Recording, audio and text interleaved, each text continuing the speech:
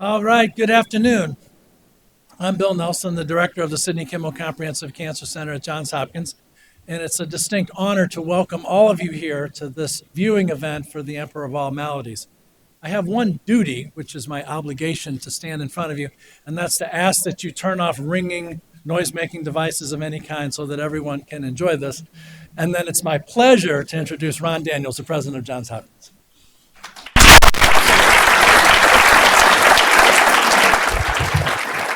Thanks so much, Bill. Silent, insidious, ruthless.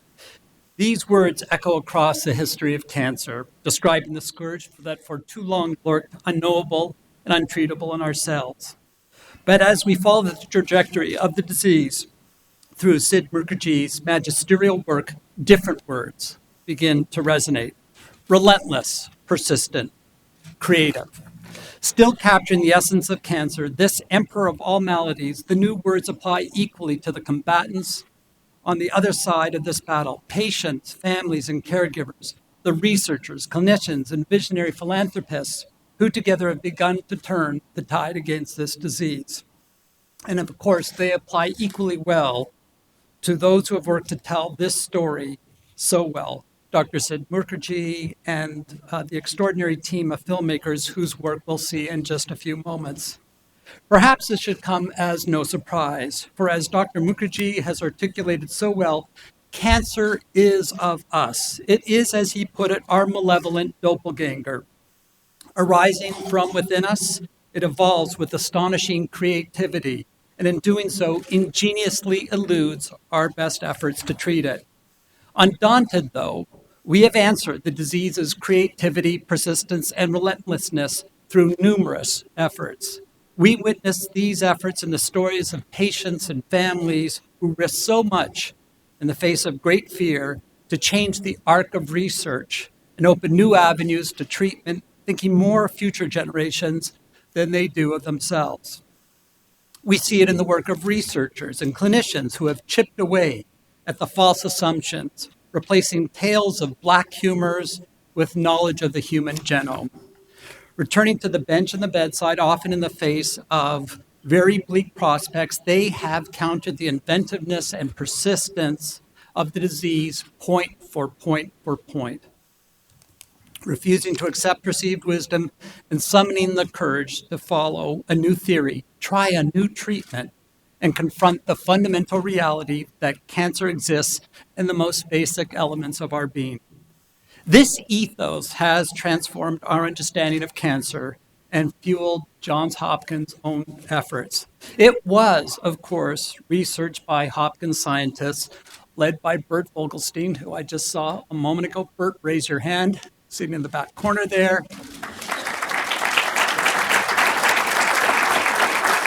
That revealed cancer as a disease characterized by alterations to genes and to the environment of genes.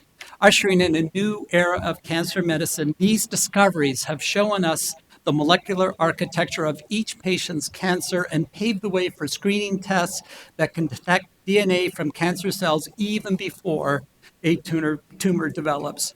Even more promising are discoveries that make it possible to successfully harness the immune system to fight off cancer potentially forever. All of which brings us to a late but important entry into the lexicon of cancer: optimism. Optimism on the part of our social workers and scientists, nurses and surgeons, patients and families, that we can galvanize our knowledge, our technologies, and our will to comprehend the scourge.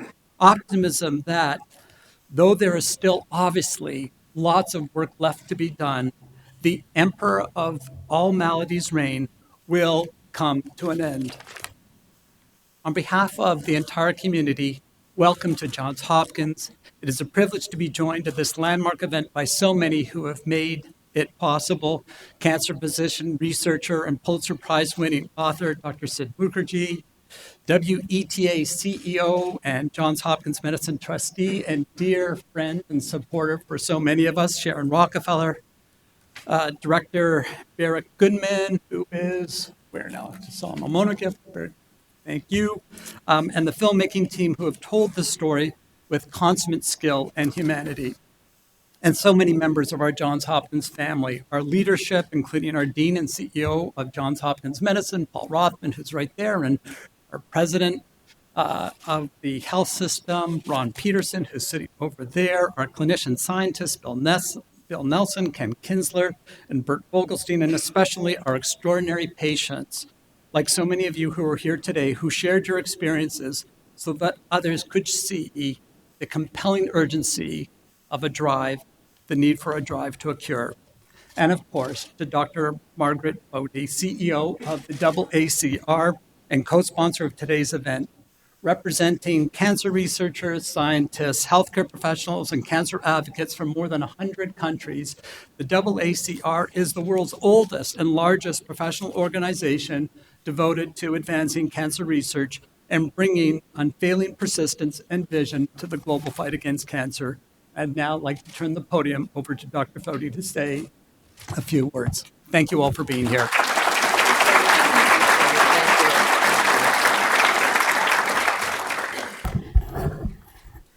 Well, good afternoon. I'm so happy to be here at this great institution, the home of so many AACR members, and I want to thank the president for introducing me so generously. We're very, very proud to be a supporter of this riveting and really remarkable documentary that is based on Dr. Mukherjee's prize-winning book, The Emperor of All Maladies, a biography of cancer. This inspiring documentary chronicles the history of cancer, its personal impact on those diagnosed with this dread disease, and the groundbreaking research and often heart-wrenching battles against cancer that have been waged along the way and that continue to be waged to accelerate the conquest of cancer and indeed the cure of all cancers. As an individual who's been in this field for some years now, I found this biographical treatise about cancer to be absolutely fascinating for so many reasons. It takes the story of cancer, that is what many people might view as a very difficult to comprehend technical and medical subject, and with a unique combination of precision, perspective, and passion, brings cancer to an incredible level of understanding, starting with the book and now presented on film in this truly amazing documentary. We're very excited about this extraordinary piece of work, not only because of the long-term impact it will have in spurring interest and an appreciation for cancer's complexities, but also because of the AACR, we know full well that the history of cancer is really de facto our history, the history of the American Association for Cancer Research. As was pointed out, we're the oldest cancer organization in the world. Since 1907, when 11 laboratory researchers and physicians founded the AACR to further the investigation and knowledge of cancer, its members have been at the forefront of the most innovative cancer discoveries that are improving cancer care. The major contributors to progress against cancer have either been members in the distant past, in the early and late 20th century, or they are current members of our organization, many of whom are in the room today. And the work of these dedicated researchers has helped to bring the number of cancer survivors in the United States alone to over 14.5 million, and isn't that pretty amazing? In considering the AACR's central place in the history of cancer and cancer research, it's not surprising then that the majority of the physicians and scientists filmed in this amazing documentary are AACR members and fellows of the AACR Academy, including the AACR's incoming president, Dr.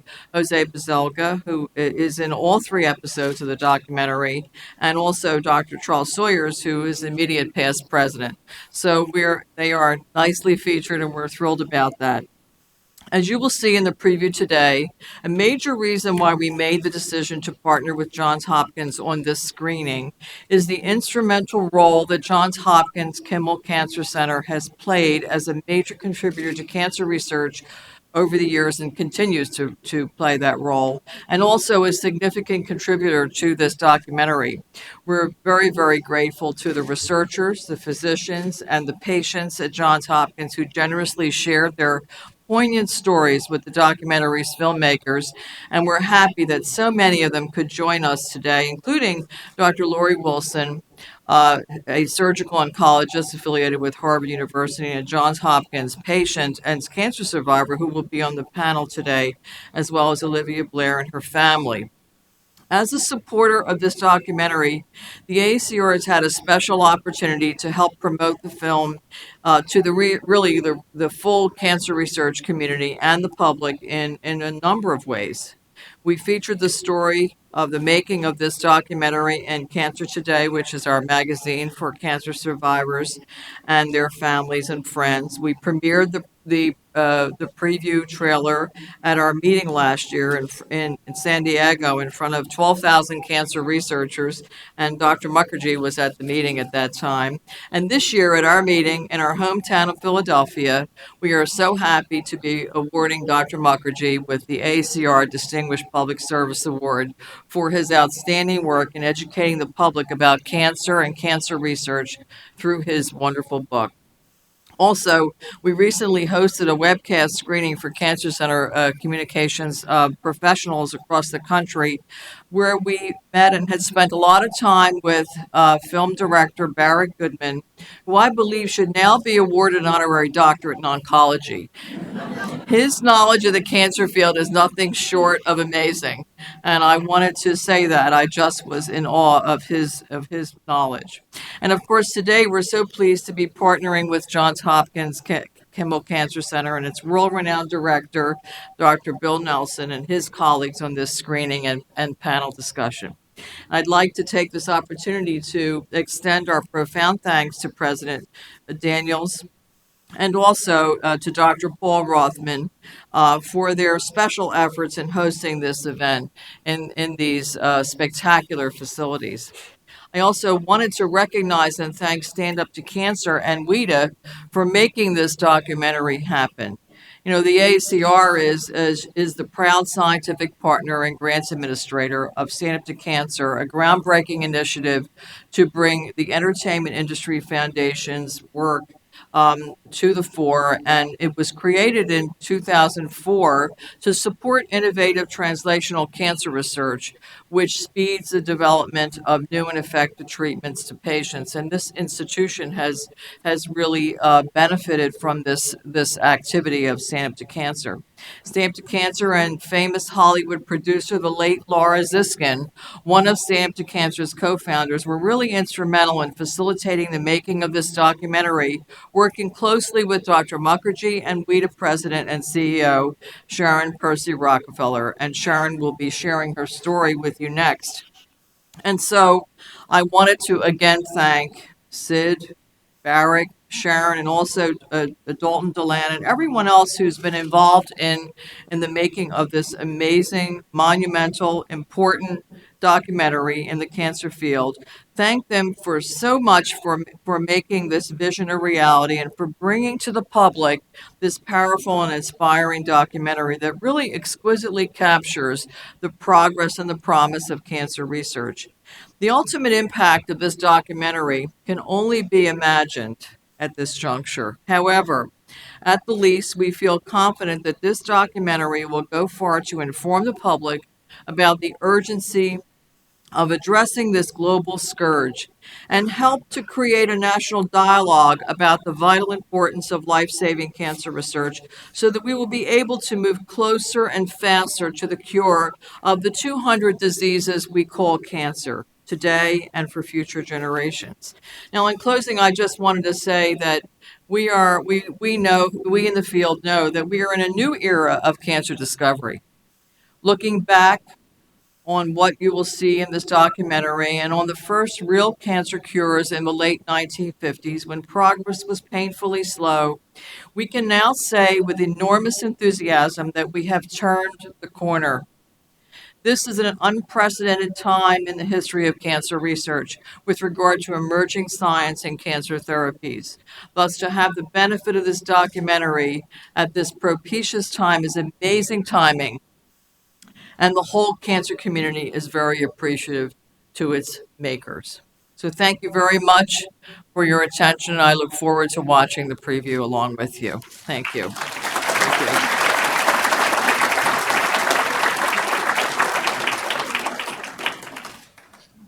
So now please join me in welcoming Sharon Percy Rockefeller. Have you already heard, she's the CEO of WETA, which is Greater Washington's public television station. She's a member of the Johns Hopkins Board of Trustees, but I have to say she's so much more than that. She's a dynamic force of nature, as you will see in a second, who's dedicated her life not only to public broadcasting, but to women, the arts, to medicine and science. Thank you, Sharon, for being who you are, and thank you for your contributions to this.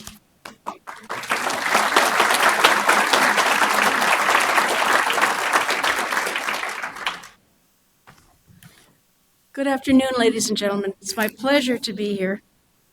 I refer to my happiness in being at the table, not on the table, at Johns Hopkins. It's my great pleasure to be with you as we launch the film Ken Burns, maybe the longest title in the history of television. Ken Burns Presents Cancer, the Emperor of All Maladies, a film by Barrick Goodman. This 6-hour, 3-night documentary series is a comprehensive report on the state of cancer today, its treatment, and the promise of ongoing research. The film premieres on March 30th, 31st, and April 1st from 9 to 11 p.m. Please plan on being home. We're taking attendance. And then call all your friends and family members to do likewise. Cancer touches the lives of nearly everyone in America. The statistics, which you well know, are staggering. Once in 2 men's lifetime, once in 3 women's lifetime, and once in 300 children will have cancer. My own journey with the disease began in 2005. At diagnosis, after a year and a half of excruciating pain, and I was not being treated by Hopkins at that point. But I have to make this clear, right? Hopkins was the savior. They didn't in any way harm me. Anyway, I had been going to my own internist for 16 months, once a month, and he kept saying, these things take time, hard to know what they are. A mother of 4 children, maybe nothing to do with anything. I had very clear pain and bleeding, and he just didn't get bothered at all about that. Finally, he referred me to a surgeon for a Botox shot for the pain. The surgeon said, stand up. This took 20 seconds. Stand up, get dressed, come in my office. You have cancer. It's a very bad cancer. It's a very advanced cancer. You must have it treated immediately. You've worked your last day. Okay. I was actually relieved because there was clarity finally and a solution to what had become a huge problem in my life. Later, I found out that I have what I call bad math, a 20% chance of living 5 years. I have way, way, way too much to do and way, way, way too many grandchildren to allow that to have happened. So I stand here today because of the incredible support from my family, my friends, and especially a superb medical team at Hopkins. I made a list for myself of the top 5 bad things that had happened in my life. And at that point, being the chance that I was going to be fine and that Hopkins would make it all go away. So I didn't even include it in that list. Now, I assure you, after I finished my treatment, I was sobered up. And and I did include cancer as on my top 6 list. Anyway, working with a remarkable team of doctors here, I had simultaneous radiation and chemotherapy with several surgeries later. I went through it all from the toxic chemotherapy brew to the maximum radiation possible. So now I have, of course, which I was warned of, every side effect in the book. from a compromised immune system. For example, I got an infection last September. It's still being treated. No one can figure it out. I'm on my 7th antibiotic. Maybe this will be the one that works. But I just take that as this week's news. It doesn't really upset me because that's pretty minor. I also had spontaneous spinal and pelvic fractures. That meant you didn't have to fall down. Your bones just broke because they were so brittle. Organ failures continue because, as you well know, the treatment of radiation progresses, and with time, you have worse and worse symptoms. So it's not that it gets well; it gets worse as you go. Nevertheless, I'm incredibly grateful to be where I am, that Hopkins helped make me a survivor living with cancer. I continue to be incredibly impressed with, even in awe of, Johns Hopkins. I admire the Hopkins way. I now know it when I see it. I know that from the moment I walked in the door, I had increased my chances of survival. Johns Hopkins Hospital offers unparalleled teamwork, excellent and compassionate doctors, nurses, caregivers, and administrators. I also quizzed every technician I ever met, so I want to include them in the list. You're also, obviously, we are the most innovative research institution in the world. So during one hospital stay in 2010, I became entranced by Dr. Siddhartha Mukherjee's amazing book. I had read the previews. I knew it was coming up. I also had an operation coming up, so I thought, perfect, I have something interesting to do, and I'll take it with me. Well, I did. I read it in 3 days flat. The nurses were really mad at me for not sleeping or resting or recuperating.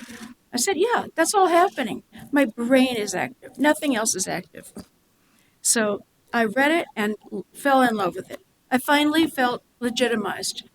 I finally felt that somebody understood what I was going through, that it would be worth the journey, the trip, and that I was coming out the right side for all I knew at that point. So I then began to think, what could I do to help make this beautiful book interesting to anybody, whether you have cancer or not, into a film that would have immense impact? Now, we think big in public broadcasting. We count our audience per night in the millions. We produce the NewsHour. There's about 1 million viewers each night. Well, it's on 7 nights a week, so it's not always the same million who are watching.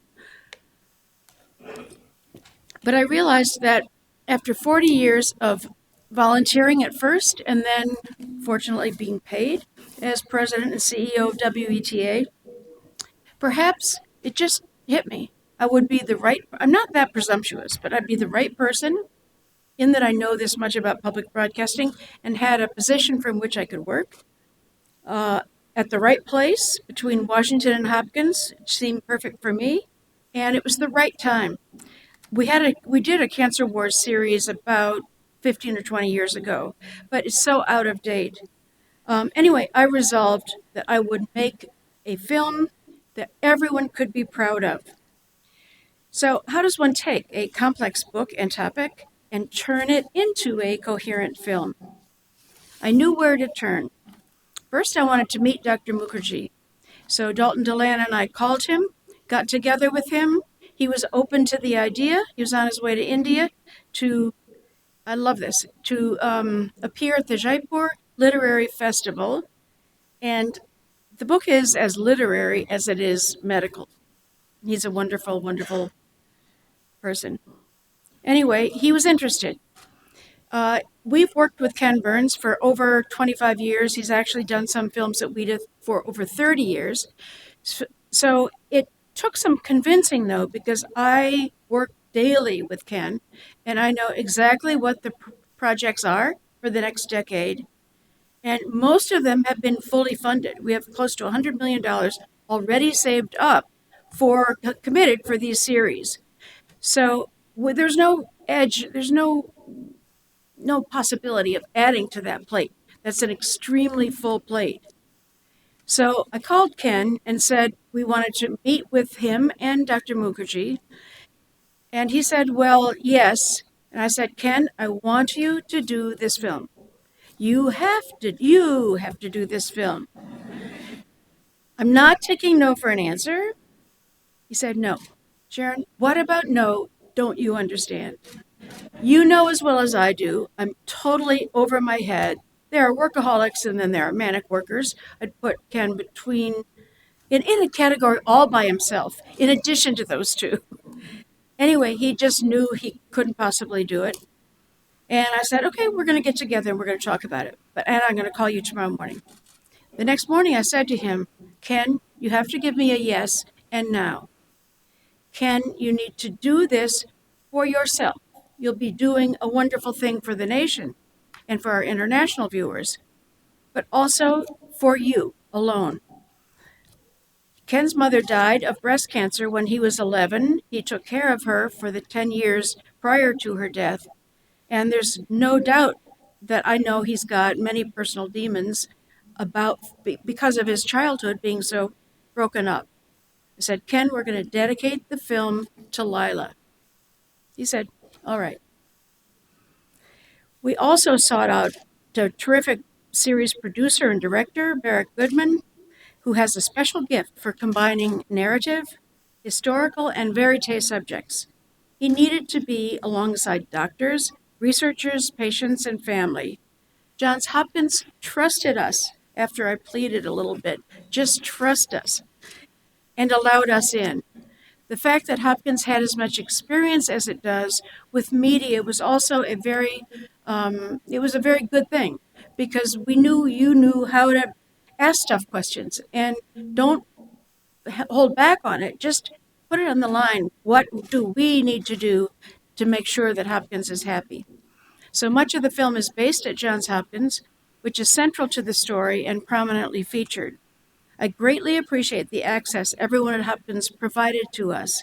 They also said that what's so different about this experience is that technology is so much smaller that it's not like a huge film crew and gigantic television cameras are being slid down the hall. Everything's pretty tiny, so they can be much more discreet in a patient's room. So I'm especially thankful for Dr. Rothman's and Ron Peterson's and Dr. Bill Nelson's leadership in making this important connection.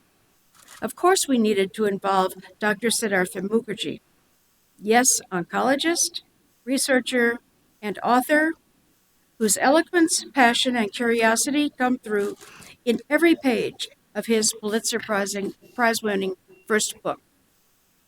You will see him quite a bit in the series, and everything he says is jewel-like. We were joined by an unprecedented gathering of corporations, foundations, organizations, and individuals who empowered us to tell the story of cancer. We invented a new business model in doing this film. We didn't really intend to. We fell into it because for once in our life, many, many funders came to us. As soon as they heard about it, they wanted to be involved. They were volunteering to be involved. They were offering millions of dollars for this opportunity. But the ones who were finally selected and that we worked with and raised $13.5 million from, Dr. Mike Chody, my surgeon from cancer, when I told him that, said, oh boy, that would have funded a whole lot of cancer research, Sharon. I said, oh, this is a more indirect approach. Anyway, the firms are Genentech, Cancer Treatment Centers of America, Siemens, David Koch, Bristol Myers Squibb, the Alfred P. Sloan Foundation, the Kovler Fund, the Arthur Vining Davis Foundations, the American Association for Cancer Research, the American Cancer Society, the Leukemia and Lymphoma Society, Stand Up to Cancer, which is a program of the Entertainment Industry Foundation, the Corporation for Public Broadcasting, and PBS. In public broadcasting, we do not make just the film. That's only the start. We are also very pleased that this time, again, in a new business model, WNYC in New York, the radio station, created a 10-part significant radio companion series airing nationally this week on NPR. This has never been done before. The manager of that station who I had called said her son had had cancer. And, the personal commitment of people who have been touched, and the more they know, the more committed they are, means a lot. So anyway, we also have informed all the stations across the country, there are 178, that they should offer corollary specials. We sent them each $9,000 to start up a local program in Peoria or do an event in Peoria, join with their local cancer organizations. So it would be considered an evergreen project, not just an effervescent, a TV program that basically comes and goes, but an event which helps that community continue their good work. Our interactive engagement grows every day as viewers come to our cancerfilms.org site to share their own stories and to explore other resources. Our incredibly collaborative project sponsors and partners have joined with all the local stations, social service organizations, hospitals, sports teams, and schools to sponsor more than 90 screenings across the country, just like this, or however way they want to do it. All that, and the conversation will really begin after the film airs next Monday, Tuesday, and Wednesday, literally a week from today. So working together with our partners and all of you, Cancer, the Emperor of All Maladies will, I believe, profoundly reshape Americans' understanding of the story of cancer. Let's take a look now at some of the highlights of this 6-hour film. Many thanks.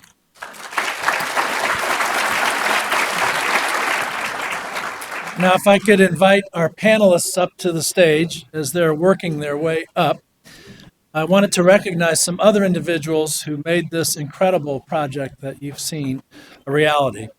First, the team from ARC Media, including Barrett Goodman, who you'll hear from, but also Deborah Dixon, Chris Durrance, Ali Sargent, Emily Chapman, Bob Hanna, Len Schmitz, Holly Siegel, Jack Youngelson, Peter Livingston, Karen Sim, and Nancy Novacek, and also Dalton Delaney and his team from WETA PBS. All of you are here. Please stand so we can recognize you.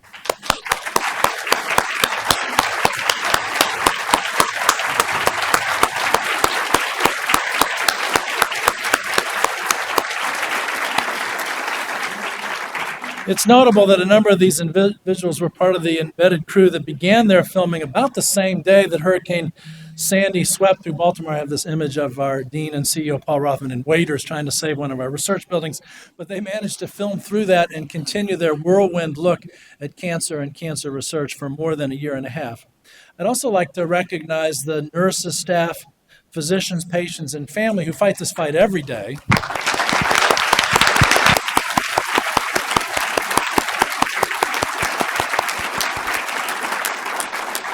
And as you already have a sense, them allowing themselves to be captured in this remarkable documentary film means that they will be able to reach countless, millions of people to tell their story and really change the tide of the way the entire world views cancer. Now to our panel. We have, we have here Bert Vogelstein and Ken Kinsler, co-directors of the Ludwig Center at Johns Hopkins Kimmel Cancer Center. Bert and Ken's discoveries are featured in a book chapter called 13 Mountains. They did describe the landscape of cancer. 13 Mountains, the Emperor of All Maladies. We then have Dr. Lori Wilson, who you have already met, a surgical oncologist at Howard University who told her story in this film. We have next Siddhartha Mukherjee, a physician scientist at Columbia University. Sid, of course, won a well-earned Pulitzer Prize for The Emperor of All Maladies, a biography of cancer on which this documentary is based. Barrett Goodman, the Oscar-nominated director of the documentary film. And finally, Marge Foti, who you've heard from, scientist and CEO of the American Association for Cancer Research. I guess starting with Sid, let's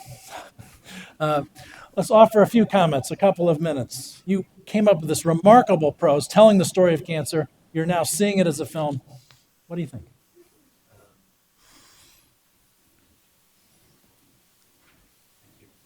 Still on? Yeah. Yeah, now we're on. This is, for me, obviously a dream come true. I could not have asked for a more fitting way of bringing this book to life again. And I thank everyone here for it. Actually, everyone on the panel contributed all the way from performing the amazing scientific work that is required to write books like this, um, from being part of that process in every way, as a surgeon, as a patient, as someone who led people into her lives, into her life in just a way that I found unfathomably generous. Barak, for collaborating with Ken, again to bring this to its life on the screen. Hopkins and Marge and the ACR for supporting, among various other incredible supporters, for bringing this to life. I have two comments. The first comment is that I'd like for everyone in this audience who was involved in the film to stand, please. If you were even peripherally involved, please stand for a moment. I would like to extend my personal thanks to you. If you are a patient in the film, if you're one of the doctors, don't hesitate. Would you please stand? Thank you.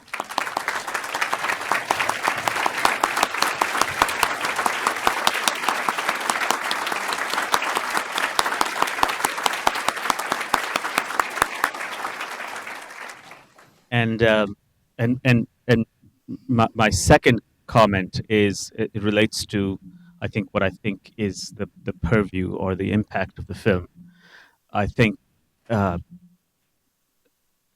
years ago, the American audience woke up to the Civil War.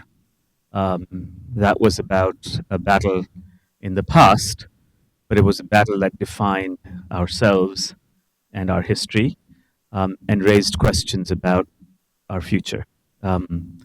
This is another civil war. It raises questions about our common past.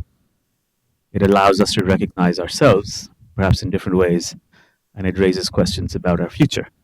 That documentary reshaped a conversation and continues to reshape a conversation that we have about the past and the present and the future.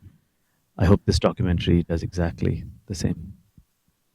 So, Barak, as Sid just mentioned, you wove the story of cancer in the past, how we've gotten here, the emotional intensity of the words, "you have cancer" today, and where we're going in the future, just as Sid described. How did you do that? With the help of a lot of really smart and dedicated people. I get to sit up here, but really this film was made by about 70 people, all contributing, their brilliance and their effort, and their lives. I do want to just point out, Kelly, would you mind just standing up individually? Baby Olivia is healthy, and there's her mom, and that's very good news. There she is. There's Olivia in the back.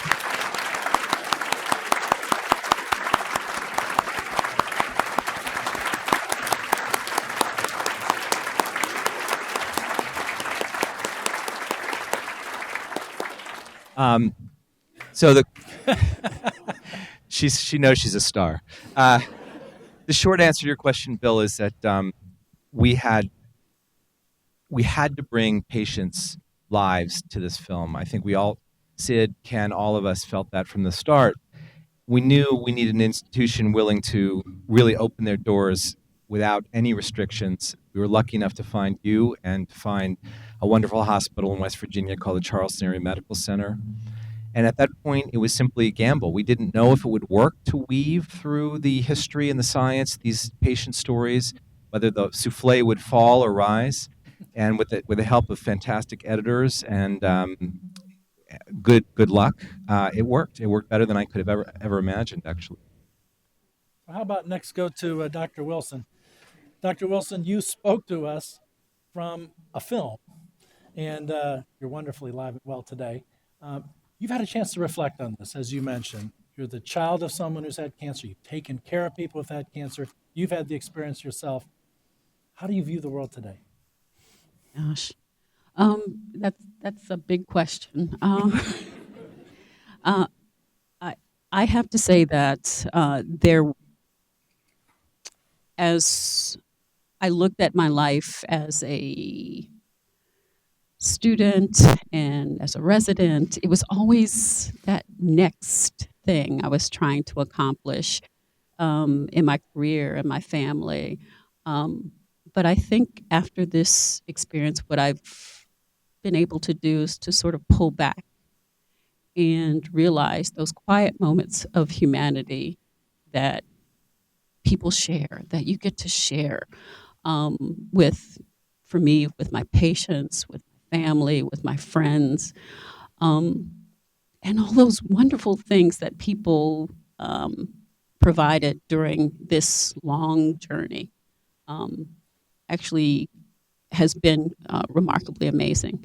I don't want to, now that I have the microphone, I don't know if I'll get it back, but I want to take the time to thank all of those that cared for me, for Rich Zellers, for Allie and Emily, for making me feel that I could tell my story and then I could be completely honest, and the integrity and the courageousness of putting this story together so people can see it and hopefully gain a tremendous different perspective about cancer. So I want to thank you. So how about,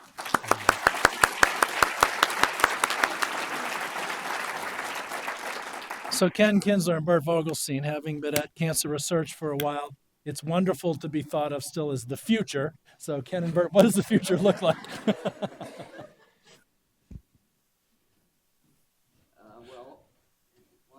Part of the previews that particularly resonated with me was the part about Olivia, because my first patient, when I was a pediatric resident here at Johns Hopkins, of course, was a little girl with ALL. Her name was Melissa, not Olivia. And this was 40 years ago, almost to the day. And I still remember quite vividly when her parents asked me, why did this happen to my little girl? And there were two very troubling parts about my inability to answer that question. First, I could not alleviate the guilt that they felt, because parents in particular not only feel horrible that their child has a disease, but often feel guilty that they did something, they have no idea what, that may have contributed to it. And I couldn't honestly tell them that they shouldn't feel guilt. Of course, I did tell them that, but I had no basis for telling, because I had no idea what caused their child to get this disease. And the second troubling part is the hopelessness of dealing with a disease for which the pathogenesis, the cause, was totally mysterious. It was like something came from outer space. No idea back in 1975 what caused leukemia or, in fact, any other cancer. It was a total black box. And it was because of Melissa that actually I decided to try my hand at cancer research and try to contribute some information about the cause. So now, 40 years later, the situation is just dramatically different. We understand cancer as a disease better than what we understand most other diseases.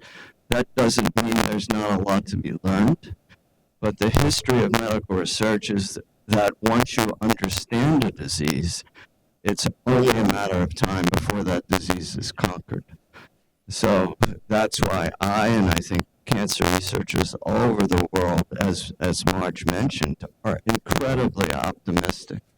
We don't know exactly how the disease will be conquered, but we understand it, it's outlined, and that conquering is just a matter of time. So Ken, understanding cancer, particularly as a disorder of acquired defects in genes and gene function and the like, what's the beginning of the future where we conquer it look like? What's going to happen just after this documentary? Well, it's first off, I have to say this is an amazingly powerful story that illustrates the multifaceted nature of cancer from the point of view of the physician treating it, the patient, and the researcher. And it's a story of contrast. In the case patient, the contrast of fear and hope. In the case of researchers, a contrast of in some ways we're still addressing the same questions that people asked over a century ago about how do you kill a cancer cell specifically. But to address your question directly, now we are the first generation in the history of mankind that actually has been able to read the normal genome, the normal sequence of our genetic instructions, and we can now read what's going wrong in the cancer and how can we attack that. And this raises great hope now. Even though we're still addressing the same questions, we now have the information we need to attack that. And the second thing is that if you look at the history, we think that some of the drugs just appeared out like magic. And reading in the history, we learn about the difficulties that occurred and all the failures that led up to the eventual success. And that also, encourages us in terms of how, it may take us some time, but we will use this information to defeat cancer in the long run. So, Marge, Fody, I thinking about history, and Sid described it so well. The idea of a group of people getting together at the Willard Hotel, I think it was, in Washington, D.C. in 1907, dedicating themselves in an organization to fight cancer to whatever it is the annual meeting is. I can't imagine. Tens of thousands, discoveries everywhere. You've watched this grow. You've watched it grow considerably even in the last 20 or 30 years. What's your perspective on this? You know most of the scientists in this film. In fact, I think you know almost every cancer researcher on the planet Earth. What do you think? Yes, I am that old, Dr. Nelson. I didn't say that, to be fair. You've known me a long time. Although I'd like to say that I wasn't there in 1907. Yes, I've been around for a few decades, and it has been an interesting perspective, I must say. It was exciting to read the history, of course, when I did start. But what was also interesting to me was that when they wrote the mission statement of the AACR, it was a very sort of laid back in a way, to further the conversation, the discussion, and it wasn't to prevent and cure cancer, which is what we have today. And so there has been an evolution in thinking, as Bert says, about the enormous excitement that we have before us today in terms of what we can possibly do. And it's evidenced in all of our meetings and so on. I remember my first boss, who was the former director of the National Cancer Institute, Dr. Shimkin. He pounded into me. He said, "Marge, science doesn't exist unless it's communicated." And it was depressing to note at that time that the media was not interested in even discussing cancer. They said they were tired of it as a subject, and there wasn't very much happening, and so they were looking to other fields. And of course, when the AIDS epidemic came along, they focused on that and kind of forgot about cancer. And now it's interesting because now we see much more coverage about cancer. 180 reporters come to our meeting, if you can possibly imagine that, which never occurred before. And so I think communicating the trials and the tribulations of patients is, of course, part of this picture, but also communicating all the progress and the promise of cancer research through something like this amazing documentary and book. I mean, I was talking to Sid earlier, and he told me that several million copies have been bought of this book. I mean, that's unheard of in the history of books. I mean, it just people don't.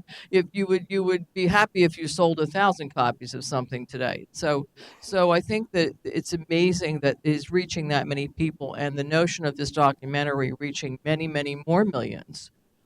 It's going to make a big impact on the field and help us advance progress in ways that we can't even imagine. So, Sid, you heard about the book doing very well. Tell us exactly how you came up with the idea to take on a project like this. Ambitious. You saw the stories there that others didn't see. You had the ability to describe them in magnificent prose. But what was the instinct that led you to think about this? you don't wake up one morning and say, I'm going to write a 600-page book. um, Go back to sleep at that point, right? That's right.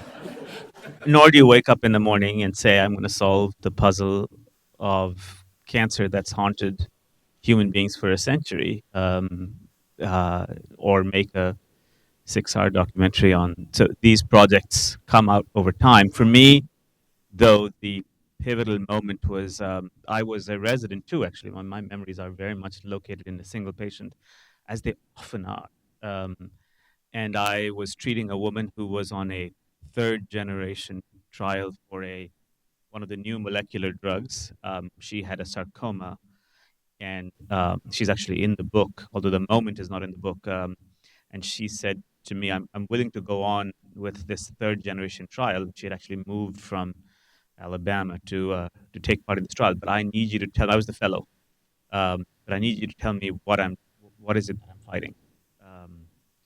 And I it was a sort of peculiarly dissonant moment for me. I was a fellow, and I said to myself, "Wait a second, how do I begin to answer that question?" And then I started looking for books that would help me answer that question. I mean, what is she fighting? Where did this come from? Where did this go? How far does it go back? And really, I mean, I thought to myself, how do I organize? We read about cancer in an obsessive way in the media sometimes, right? For a while there was no attention, and it seemed also for a while there was too much attention. Every pitfall, every footfall, every left piece. Today there's a miraculous advance. Yesterday there was a failed trial. The day before yesterday, it was like I had completely lost the forest for the trees. And so I said to myself, well, if I have to work it out, I have to start from the beginning and try to find a sense of the landscape. What is, pull back a little bit and remind myself why we're here, what's happening next, how do we go here, what does the roadmap look like, what were the big milestones, what were the failed ideas, and how do we not fail again? How do we learn iterative ways from the past? So that was the genesis of the project. It was a journal that I kept, and the journal became bigger and bigger and bigger and fatter and fatter and fatter, and that ultimately led to the book. And then the second wave of the project really began when I got first a phone call from Laura Ziskin, who picked up I was in my office, and Laura called up and said, I'm at the Crosby Hotel. Can you come and see me? And I said, when? And she said, now. And so I went from from the upper part of New York to downtown, which is like going to Mars, basically, during the middle of the afternoon. And then separately, Sharon called up about 2 months after that, and we were able to combine these, and I went to Mars again. But we were able to combine these projects, I think, into something incredibly effective. And the last thing that I would say about this is about filmmaking and the filmmaking and writing a book. I was thinking about this, Barak. Ken is not here, but I was thinking about this, Barak, as I was watching. I've watched this film several times, and in some ways you come to it every time anew because these are new clips. I was thinking about this, but there are things about filmmaking that and which are related to writing the book that you would never know, which is that it is incredibly hard to do. I mean, I was thinking, how do you fit in? I mean, these moments pass you by, but they live in your subconscious. The intercalated voices, how you put in, it's so artfully done that I'm just honored to be part of the project. This is intelligent television. This is amazing storytelling, but it raises the bar, and I think that's an important thing. Thank you. So why don't you pass over to Barrett, because you are asking the question I was going to ask. I was thinking the same thing. One of the things that you didn't get to see in this particular set of clips is the history of cancer. It's spectacular.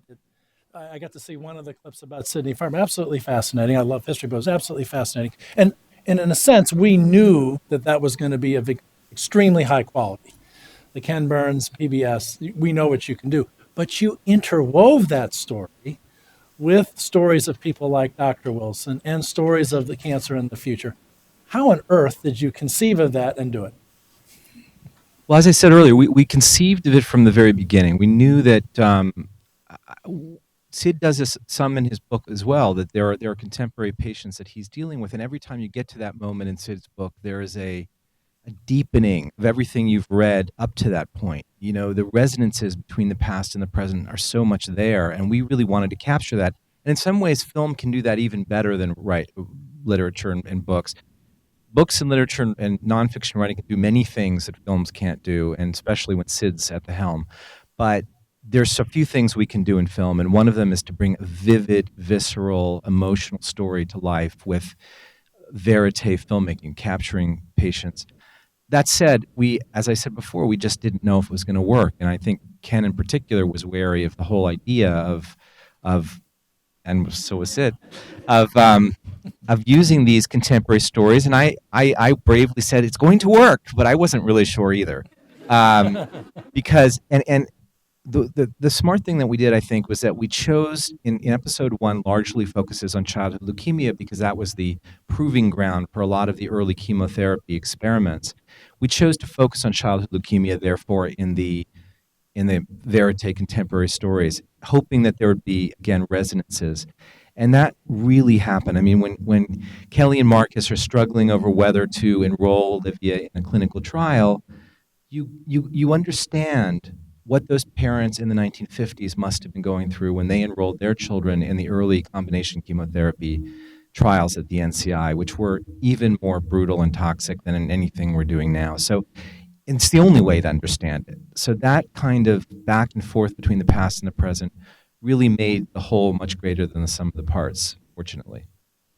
So, of course, verite filmmaking, Dr. Wilson, meant you and your husband and your family. You shared with us everything. And countless people are going to be inspired. They're also going to learn a lot about what breast cancer is, how people respond. You use this in your practice. How are tools like those going to be constructed from this documentary itself and other educational materials? How are they going to help everyone with cancer, families, patients, providers? How do you imagine? Well, I'm hoping that the fact that it's so accessible, PBS is such an amazing, I think, overall.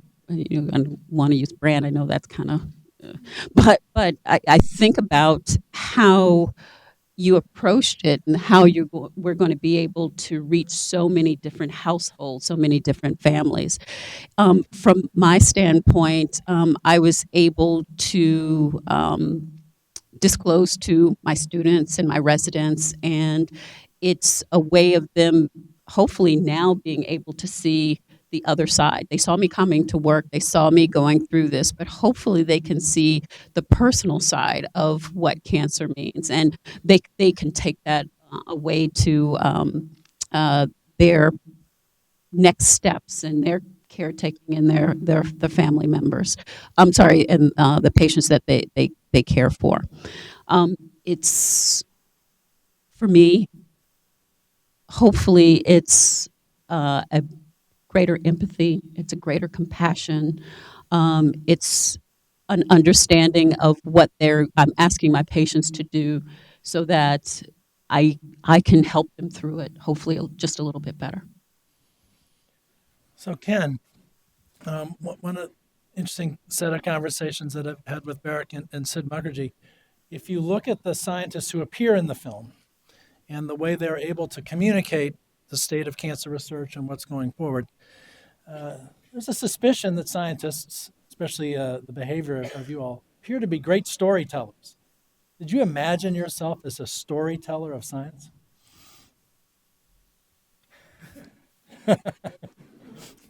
No.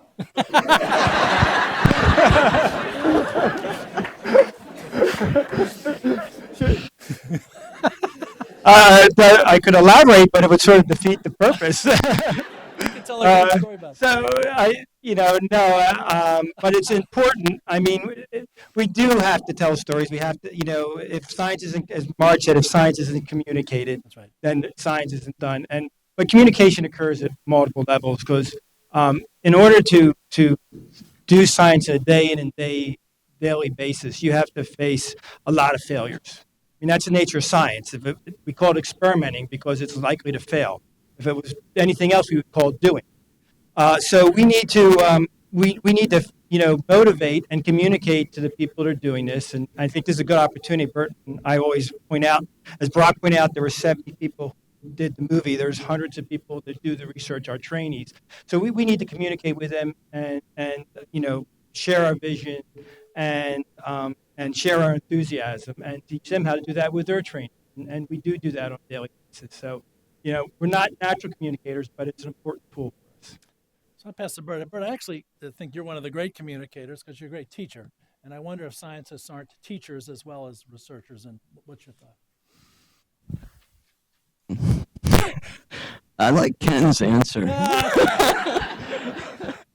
But you see what a good job Eric Goodman did getting these two on film. One of the great thinkers of the 20th century, Clint Eastwood, said a man has to know his own limitations. And, I don't think I could ever teach as well as Sid in general, or write a book, anything like he has written, or be involved in a real role in directing or producing a film. So we all have strengths. And I like to teach. Ken and I have had about 250 trainees over the decades, and all of them are not only employed, I'm glad to say, but also teaching their own. So we kind of have grandchildren and great grandchildren in the teaching sense, and we're having a reunion in Philadelphia this year at Marge's meeting, where virtually everyone will attend. So teaching is important, and a researcher magnifies his or her accomplishments through the imparting of knowledge, technology, vision to students and other people that work with them. So we're very glad to have had such talented people work with us before. And now, raise your hand if you work with Ken and me. See?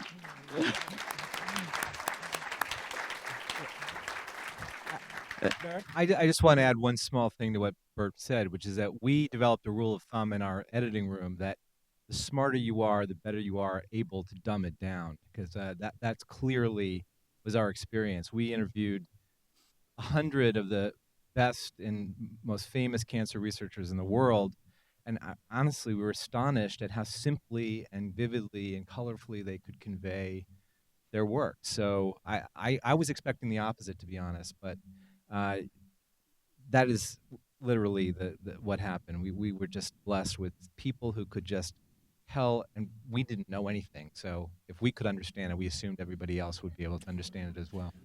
All right, our time is growing dear. I just leave you with one thought from the late Laura Ziskin, who challenged all of us before she passed, that she came from a world of filmmaking, Spider-Man and the like, where good always beat evil. The boy and the girl got together in the end, and no one had to hear the words, you have cancer. So I think that's what we're headed for. And with that, let me introduce our Dean and CEO, Paul Roth.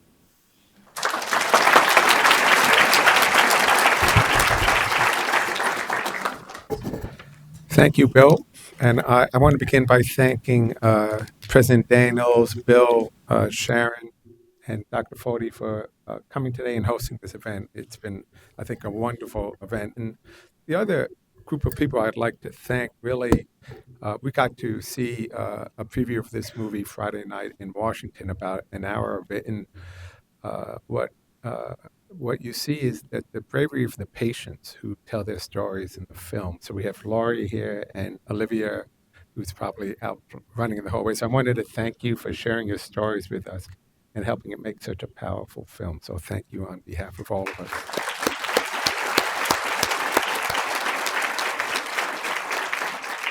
So when Bert and Ken were talking a little bit about this story, it is really a 40-year story where we first discovered oncogenes and then developed now to a fairly fundamental understanding of the disease of cancer. And many of us in academic medicine, I think, struggle to be able to make these scientific stories accessible to the public.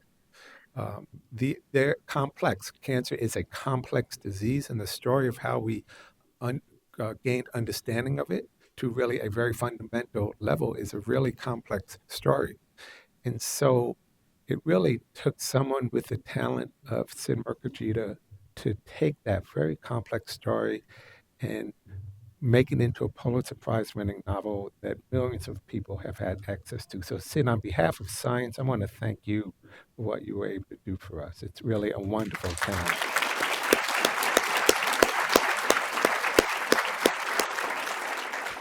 So, although I am a scientist, and I think many people in the country will really love to hearing the scientific story, which, although you didn't see too much of it in today's clip, if you see the movie, it really has that whole scientific story of the understanding of cancer. It's a marvelous story, but I don't think that just that story would engage the audience the way we're going to find this series to engage it, and that's because of the stories of cancer that you're going to hear about and the bravery of the patients and the people who care for people with cancer. Almost, 1 out of 2 men and 1 out of 3 women are afflicted with this disease. I bet you if I go around this audience, everyone here has a loved one, if not themselves, who've been affected with that. So this film's going to engage us, and that really took a talent, and the talent comes from, first of all, from Sharon Rockefeller's vision to take that book and make it into a Ken Burns for Ken and Barack, who really took this and did something really, really special that is going to engage a large part of this country and the world. So thank you for the gift you're providing us by the making of this film.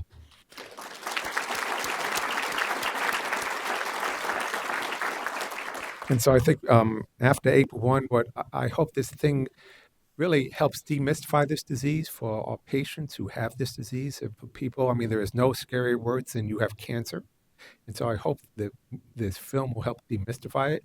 I hope it sparks a new generation of people dedicated to both curing and understanding and treating people with this disease. I mean, Bert, I can't believe you remember Melissa's name from 40 years ago.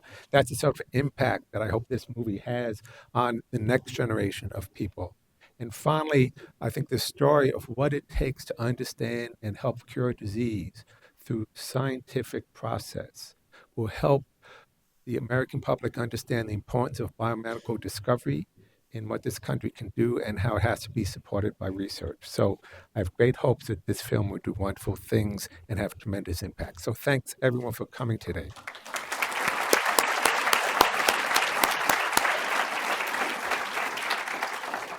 So I think there's a reception out back. Is that right? So.